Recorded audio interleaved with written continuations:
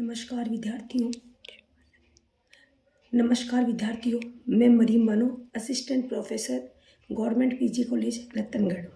BA पाठ प्रथम में हम आज चर्चा करेंगे प्राचीन भारत परिचय। अतीत काल की घटनाओं की स्थिति की जानकारी देने वाले शास्त्र को ही हम इतिहास कहते हैं। प्राचीन काल में इतिहासकारों ने इतिहास को समझाने के लिए इतिहास को तीन भागों में, तीन कालक्रम में अलग अलग बांटा है। नंबर 1 प्रागैतिहासिक काल, नंबर 2 आद्यऐतिहासिक काल, नंबर 3 ऐतिहासिक काल।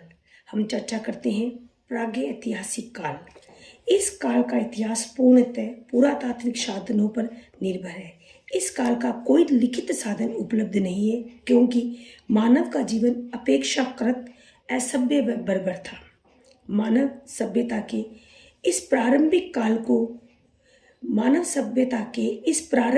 को हम अपनी सुविधा के अनुरूप तीन भागों में बांट सकते हैं, जैसे पूरा पाषाण काल, मध्य पाषाण काल, नव पाषाण काल।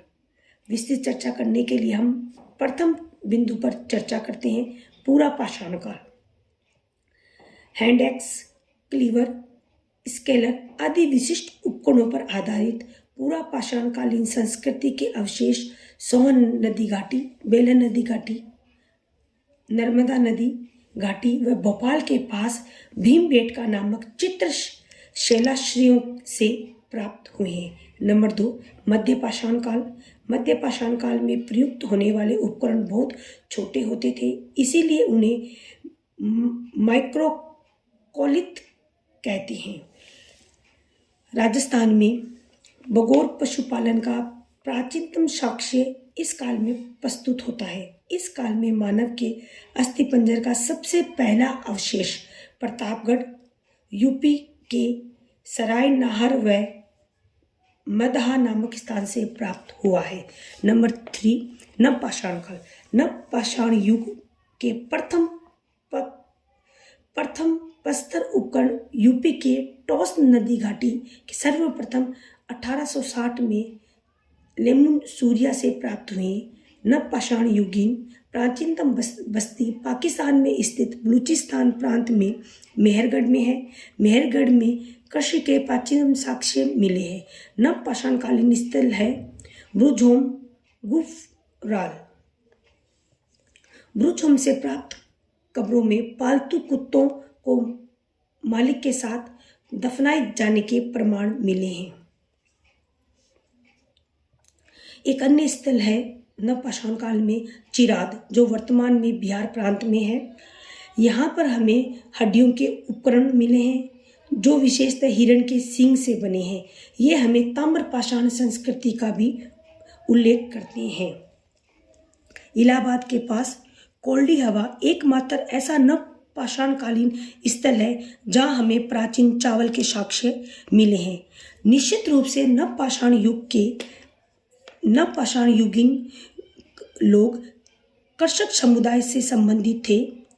मेहरगढ़ में बसने वाले नव पाषाण युग के लोग अधिक उन्नत थे। वे गेहूं, जौ, रुई उपजाते थे, कच्ची ईंटों के घरों में रहते थे। दक्षिण भारत में भी नव पाषाण सभ्यता का एक मुख्य स्थल बेलोरी मिला है, जो वर्तमान में कर्नाटक प्रांत में है।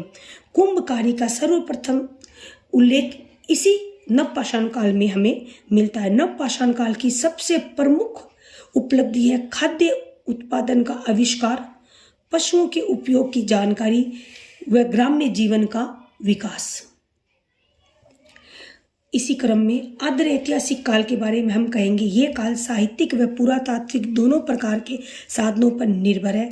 हड़प्पा की संस्कृति व वैदिक संस्कृति की गणना आद्य इतिहास में ही की जाती है, परंतु आद्य ऐतिहासिक काल की लिपियों को पढ़ने में अभी तक हमें सफलता नहीं मिली है। गौरिक व कृषक लोहित मत्रभाण संस्कृति इस काल से संबंधित है। ऐतिहासिक काल, इस काल को इतिहासकार उस काल की संज्ञा देते हैं जिसके लिए लिखित साधन उपलब्ध है और जिसमें मानव सभ्य बन चुका था। यह काल पुरातात्विक, साहित्यिक व विदेशी स्रोतों व वर्णनों पर निर्भर है।